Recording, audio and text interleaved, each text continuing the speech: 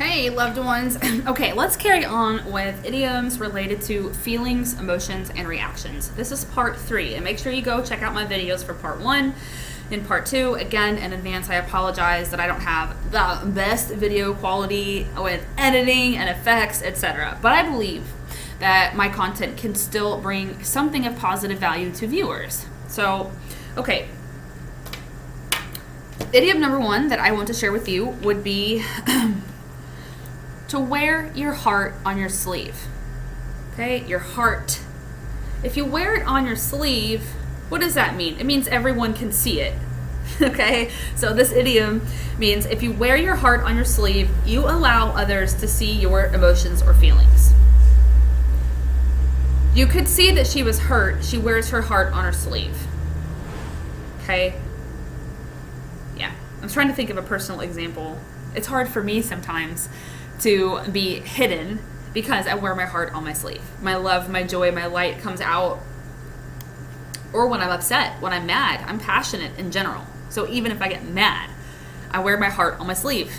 I'm a very open, passionate person. Okay, idiom number 1. Another idiom related to that, the second idiom, would be written all over face. For example, when someone's feelings or thoughts are very clear, you can say that they are written all over their face. So you can wear your heart on your sleeve, or if you have something written all over your face, everyone can see it. It means it's not hidden, it's out there.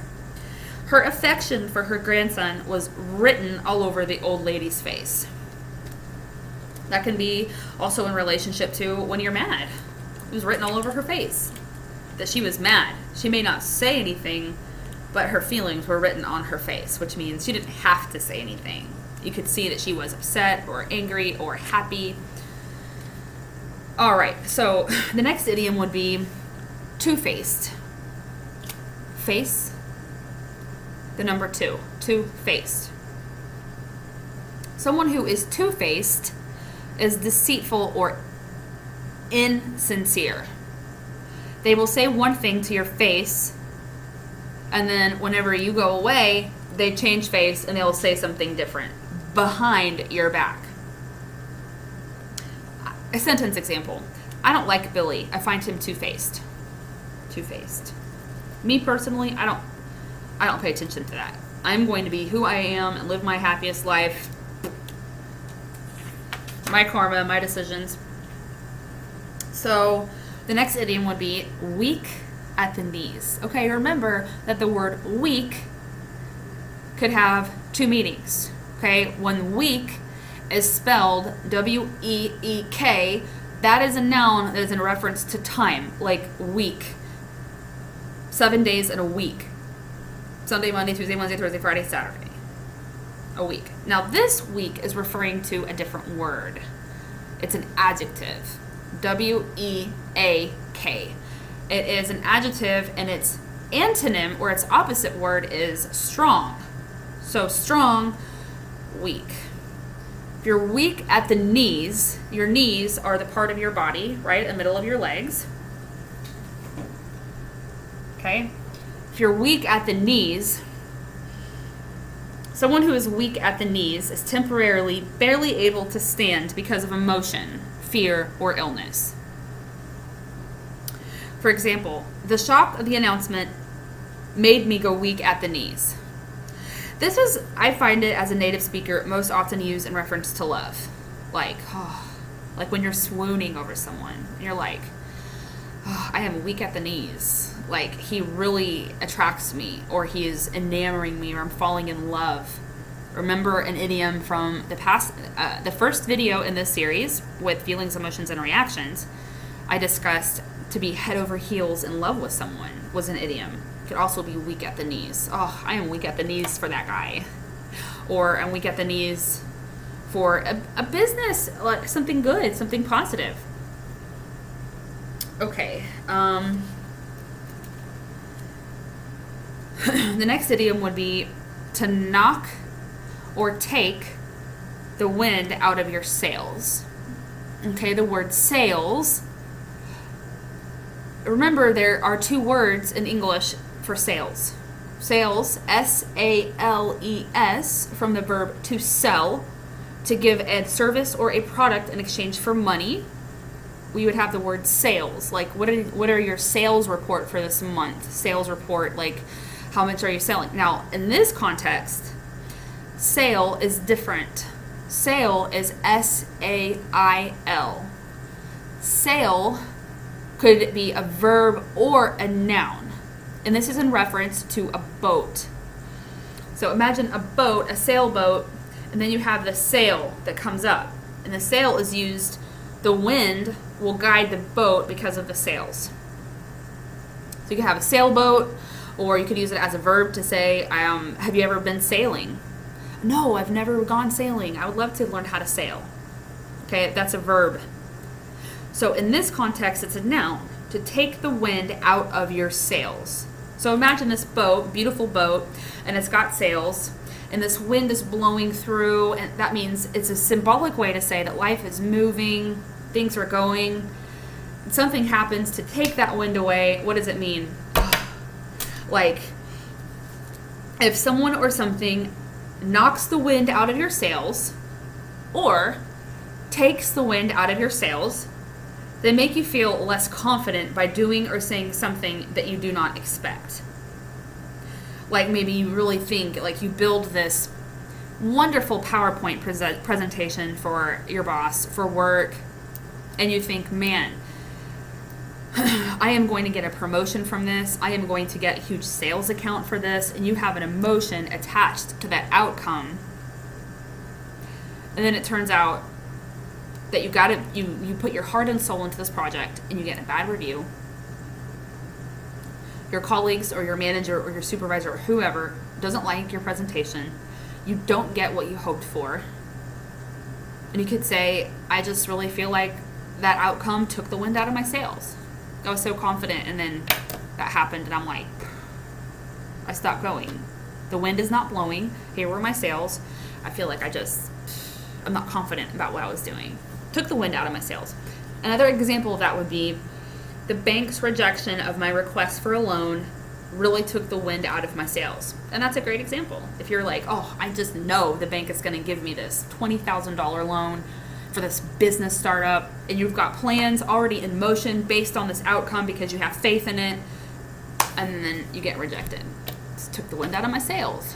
Or how can I keep going? Okay, I think that's clear. I hope so. If not, make a comment. I would love to hear your comments and see your sentence examples. You are in control of your learning journey. Okay, the next one that I want to discuss, we're at 8 minutes. To time someone. The number 2, time someone. To two-time someone. Or you could use it as a verb to say, oh, she's such a two-timer. Two-timer. Or as a verb, in idiom form, to time someone. If one person 2 times another, they cheat on their partner by having a romantic relationship with another person at the same time. Which could also be related to an idiom I just mentioned, to be two-faced. When someone is one way to your face, in this aspect, it's for a romantic relationship. And we're in love and we're doing stuff together, and the whole time, I'm two-facing you. I have a whole other thing over here. I'm two-timing you, and I'm two-facing you. I'm also doing the same thing with someone else. I'm cheating on you. Sally left Harry when she discovered he was two-timing her. It means you have another partner and you are having an affair. The next, which is why I'm single, because I don't understand that. This world is a scary place. My heart is pure. My love is sacred. And I will just keep teaching English and traveling and doing my best. The next one is 2's company, 3's a crowd. This is said of 2 people, particularly lovers, who would prefer to be alone together rather than to have someone else with them. I'd rather not come to the cinema with you, thanks. 2's company, 3's a crowd.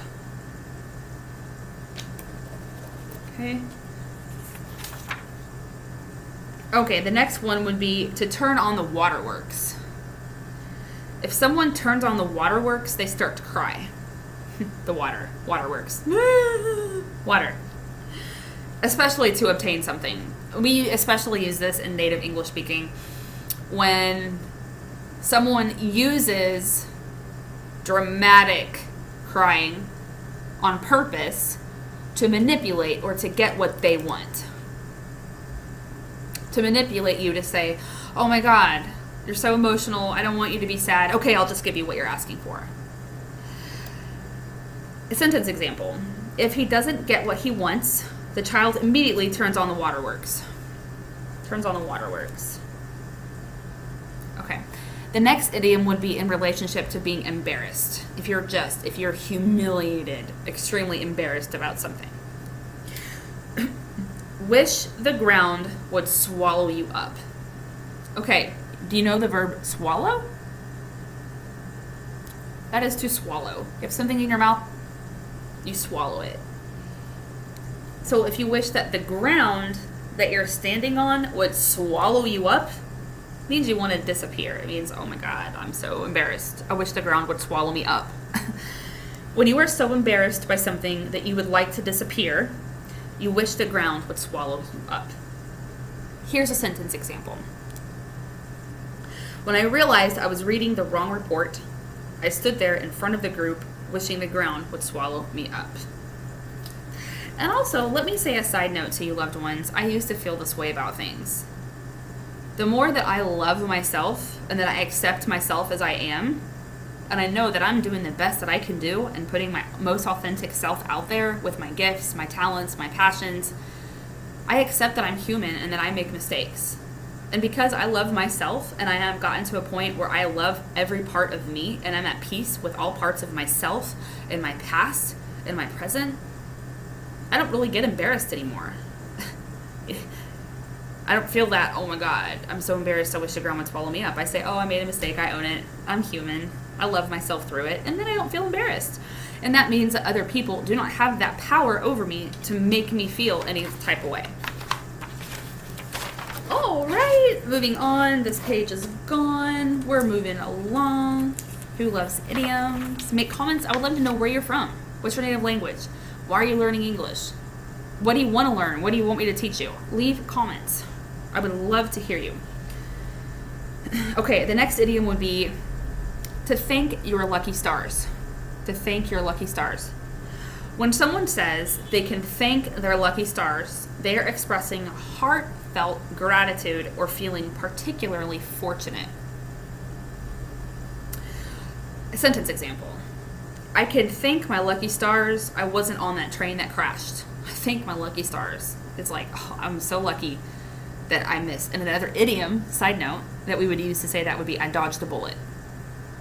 For example, let's say that you're in a relationship and you're not married, you're dating, and you're having sex with your partner. Okay, I know that a lot of my students are from, they're Muslim. And so this would be a foreign concept to them and that's okay. That's beautiful. But this is just an example. You're in a relationship, you're dating for 2 or 3 years, and you're having sex with this person. You're dating, and then you find out that he's two-timing you. What does that mean? We just learned it in this video. He's cheating. So you get out of the relationship. You discover, you think, gosh, if I would have gotten married to that person, what a disaster that would have been. He would have been doing this, and I would have been in the bounds of marriage, which would have made it so much more complicated. You could say, I thank my lucky stars that I found out the truth that he was two-timing me. I really dodged the bullet. You know what a bullet is? A bullet from a gun? You dodged it, meaning you didn't get hit, means you avoided a big crisis or a big catastrophe that could have happened in your life, like a train crash, like this example. Or my example is, I thank my lucky stars that I didn't get pregnant by him. I thank my lucky stars that I found out the truth and got away from that situation and got away from something that could have been a lot worse. You thank your lucky stars. Tongue-tied. Tongue-tied. So if you tie something, I don't know. I don't have an example. Have a string and you tie it. Like in the morning, you tie your shoes. You tie a knot. So if you're tongue-tied, your tongue is, so imagine tying your tongue in a knot. If you are tongue-tied, you have difficulty in expressing yourself because you are nervous or embarrassed. This might happen to you when you try to speak English. You get tongue-tied. A lot of my students on Cambly would tell me that. I do so good with other people, but when I'm in English class, I get tongue-tied with a native speaker. I get nervous or anxious or embarrassed about trying to speak. At the start of the interview, I was completely tongue-tied. Tongue-tied. Okay, the next one will be tear your hair out. Tear your hair out. Tear, T-E-A-R. Tear means paper, tear. So if you were tearing your hair out, if someone is tearing their hair out, they're extremely agitated or distressed about something. I've been tearing my hair out all morning trying to find the error. It's like when you're trying to figure out all this stuff. I've been tearing my hair out with medical appointments, trying to find the problem of my son's symptoms. I've been tearing my hair out all day trying to figure out what's wrong with my computer. There's a bug in my computer. It's preventing me from doing whatever. 16 minutes. Okay, one more idiom. If you think the world of someone, you just really admire them. I think the world of, and you could have this feeling of admiration or adoration, to feel the world. It could be for a person or also for an idea. I think the world of this certain organization that is raising funds to help women recover from this humanity cause. If you think the world of someone, you like or admire them very much.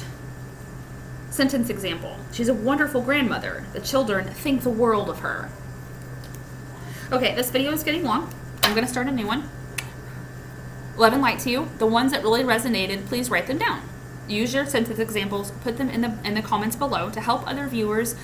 Get out there. Face your fears. You're wasting your time trying to learn if you don't implement these in your cognitive process, okay? I dare you.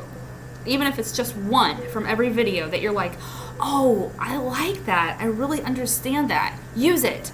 Write it down. Write 3 sentences with it. Hang it up somewhere that you can see it. Implement it in your everyday practice of English. How bad do you want to accomplish your goals? Okay? New video.